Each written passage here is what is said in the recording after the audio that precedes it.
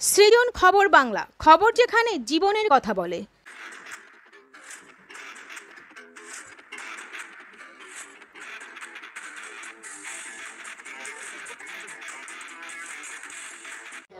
তিলোত্তমার মৃত্যুর পর থেকে ৩ সপ্তাহ কেটে গেছে, কিন্তু বিচারের আশায় আজও মানুষ রাস্তায়।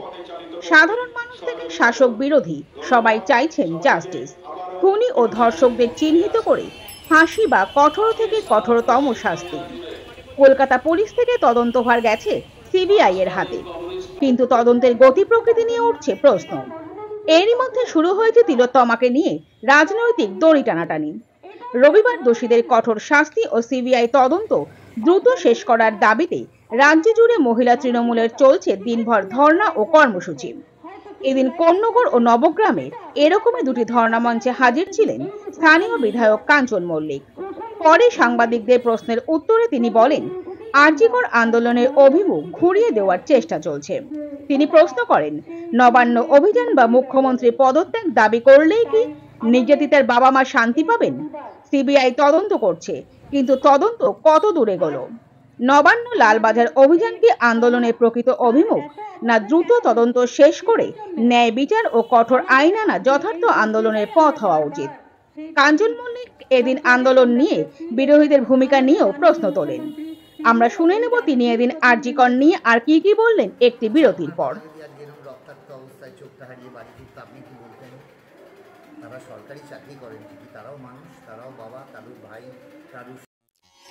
নবগ্রাম পিপলস কোঅপারেটিভ ব্যাংক, আধুনিক ব্যাংকিং পরিষেবার যাবতীয় সুযোগ।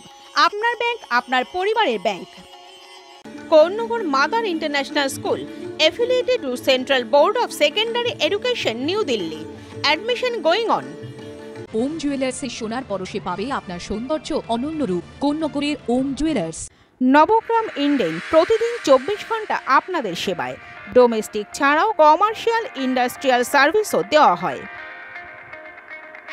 কি বলবেন? তাহলে আমি আপনাকেই প্রশ্নটা করি যে যারা এই স্লোগানটা দিচ্ছেন তারা কি চান? দোষীর শাস্তি চান, না মমতা বন্দ্যোপাধ্যায়ের পদত্যাগ চান? মমতা বন্দ্যোপাধ্যায় পদত্যাগ করলেই পরের দিন ওনার দোষীদের শাস্তি হয়ে যাবে তো? এটা কি অভিমুখ ঘোরানোর চেষ্টা নয়? আমরা কি চাইছি? দোষীর দৃষ্টান্তমূলক শাস্তি। তো সেখানে নবান্নে গিয়ে কি সেই শাস্তি হবে? মমতা বন্দ্যোপাধ্যায়ের কি দোষটা, মানে কেন তার পদত্যাগ করলে কি দোষীর শাস্তি হবে? মানে যে বাবা মা সন্তানরা হয়েছেন তার কি হবে? সে কি সেই শাস্তি, মানে সে কি আত্মতুষ্টি পাবে যে আমার মেয়ের বিচার হলো, শাস্তি হলো, সেটা পাবে? আজকে মহিলা তৃণমূল কংগ্রেস তারাও যারা বসে ধর্ণা দিচ্ছেন তারাও তো কারুর মা, কারুর বোন, কারুর দিদি, কারুর স্ত্রী। ছাত্র সমাজের নামে যে নবান্ন অভিযান, সেখানে দেখা গেল রাজনীতির প্রায় দৃষ্টিশক্তি হারালো। এটাকে নিয়ে কীভাবে দেখছেন? যে ছাত্ররা গেছিলেন তাদেরও কোনো বাবারা বোধহয় পুলিশে চাকরি করেন। আচ্ছা, আপনার বাবা যদি আজ এরকম রক্তাক্ত অবস্থায় চোখটা হারিয়ে বাড়ি ফিরত, আপনি কি বলতেন? তারা সরকারি চাকরি করেন ঠিকই, তারাও মানুষ, তারাও বাবা, কারুর ভাই, কারুর স্বামী। আমরা আন্দোলন চাইছি, দোষীর শাস্তি চাইছি, রক্ত চাইছি। সিবিআইয়ের 18 দিন কেটে গেল, এখনো কোনো রকম পজিটিভ কিছু দেখা গেল না, কি বলবেন? দেখুন, আমি একটা প্রথমেই কথা বলি, আরজিকরে যে ঘটনাটি ঘটেছে এটা অত্যন্ত বর্বরচিত, নিন্দনীয়, বলার ভাষা নিয়ে এত খারাপ একটা ঘটনা। এবং বিশ্বাস করুন, আমি একজন সচেতন মানুষ হিসেবে বলছি, আমার বাড়িতেও স্ত্রী আছেন, মা আছেন, দিদি আছেন, বোন আছেন, তারা সবাই যতটুকু মানুষের চামড়া এবং মনুষ্য রক্ত বইছে তাতে আমি সর্বান্তকরণে চাই যে দোষী মানে সাংঘাতিকতম শাস্তি হোক, দৃষ্টান্তমূলক শাস্তি হোক, এমন শাস্তি হোক যে শাস্তি দেওয়ার ফলে যে পশুরূপী মানুষরা চারিপাশে ঘুরে বেড়াচ্ছে তারা, ধর্ষণ তো দূরের কথা, এটা চিন্তা করলেও যাতে তাদের হাত পা কেঁপে ওঠে, এটা চাইছি। যখন ঘটনাটি ঘটে তখন সত্যি কথাই প্রথমে সঞ্জয় রায় গ্রেপ্তার হন, কলকাতা পুলিশ তাকে গ্রেপ্তার করেন এবং তারপরে মানুষরা বলেন যে কলকাতা পুলিশের তদন্তভার থেকে এটাকে সিবিআইয়ের তদন্তভারে দিতে হবে, সিবিআইয়ের হাতে কেসটা তুলে দিতে হবে। মাননীয় মুখ্যমন্ত্রী কিন্তু 2 সেকেন্ডও সময় নেননি। মাননীয় মুখ্যমন্ত্রী মমতা বন্দ্যোপাধ্যায় বলেছেন যদি দোষীর শাস্তির জন্য যে কোনো এক্সটেন্ট অবধি যাওয়া দরকার। সঙ্গে সঙ্গে সিবিআই কেসটা হ্যান্ডওভার করেছেন, এখন সেটা বিচারাধীন এবং ভারতের সর্বোচ্চতম মহামান্য আদালত সুপ্রিম কোর্ট ইন্টারভেন করছে। এর থেকে বড় আর কিছু হতে পারে না। এখন আন্দোলনের অভিমুখটা কি ছিল যে বা আছে যে দোষীর শাস্তি চাই অতি সত্বর এবং দৃষ্টান্তমূলক, কিন্তু বিরোধী পক্ষরা যদি সেই আন্দোলনটাকে অন্যদিকে তার অভিমুখ পাল্টাতে যায় তাহলে গণ্ডগোল। সিবিআই কেন্দ্রীয় শাসিত বা কেন্দ্রের অধীনে একটি এজেন্সি, রাজ্য সরকারের না, নাম্বার 1। নাম্বার 2, সঙ্গে রয়েছেন ভারতবর্ষের সর্বোচ্চ আদালত সুপ্রিম কোর্ট।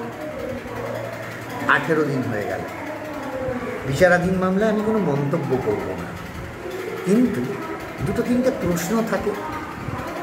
প্রশ্নটা হলো যে আচ্ছা, যদি মমতা বন্দ্যোপাধ্যায় সেদিনকে সিবিআইয়ের হাতে কেসটা না তুলে দিতেন বা বলতেন যে সিবিআই কেসটা না করুক, এটা যদি না বলতেন তাহলে কি হতো?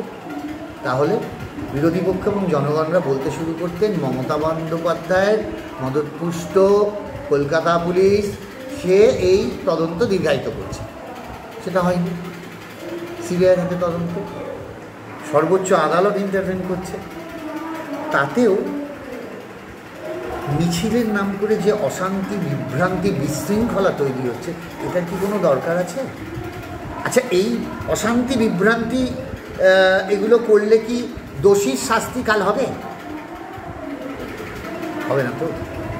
আচ্ছা, এই নবান্ন চলো বলা হচ্ছে, নবান্ন অভিযান, লালবাজার অভিযান, আচ্ছা লালবাজার কি দোষীর শাস্তি বিধান করবেন? করবেন না। মানে আমি আমার প্রশ্ন হচ্ছে, মানে রাজনীতিটা বেশি হচ্ছে। 1 মিনিট, নবান্ন চলো, আচ্ছা নবান্ন থেকে কি বেরোবে? নবান্ন থেকে কি দোষীর শাস্তি বেরোবে? অর্ডার হবে? হবে না। তাহলে বিষয়ের অভিমুখটা পাল্টে দেওয়া হচ্ছে, সেটা নয়। মমতা বন্দ্যোপাধ্যায় কেন, সেটা আমরা যারা আমরা চাইছি দোষীর অতি সত্বর শাস্তি হোক। 18 দিন হয়ে গেছে, তাহলে আন্দোলনটা যদি সিজিওর দিকে হচ্ছে না কেন? মানে এটা আমার প্রশ্ন, আমি বলছি না হোক, আমার প্রশ্ন। আচ্ছা, সিজিওর দিকে কেন অভিযান হচ্ছে না? কেন সিবিআই কেন এত দেরি করছে এই নিয়ে মিছিল হচ্ছে না? সেটাই তো হওয়া উচিত। তদন্ত তো এখন সিবিআই করছেন। তাহলে আমরা চাইছি এমন একটা আইন হোক যে ধর্ষণ বা ধর্ষকের শাস্তি ফাঁসি, যেটা হলে একটা দৃষ্টান্ত হবে যে না, এটা করতে গেলে আমি 10 বার ভাববো, অন্তরাত্মা কেঁপে উঠবে। এটা কি দোষে? আজকে এই আন্দোলনের নাম করে ডাক্তারেরা কর্মবিরতি করছেন। আচ্ছা, আমার একটা কথা বলবেন, সবাই তো বলে ডাক্তার মানে ভগবান। সাধারণ গ্রাম থেকে আসা মানুষ, অনেক দরিদ্র মানুষ যারা চিকিৎসার জন্য ছুটে আসছেন ডাক্তার ভগবান ভেবে। আপনারা আন্দোলন করুন, আপনারা সব করুন, আপনারা শাস্তি চাইছেন, কিন্তু সাধারণ রুগীরা কী অপরাধ করেছে? মুমূর্ষ রুগীগুলো কী অপরাধ করেছে? এমন কোনো কাজ আপনাদের করা উচিত নয় যাতে পরবর্তীকালে ডাক্তার ভগবান বলতেও 10 বার ভাবনা চিন্তা করতে হয়।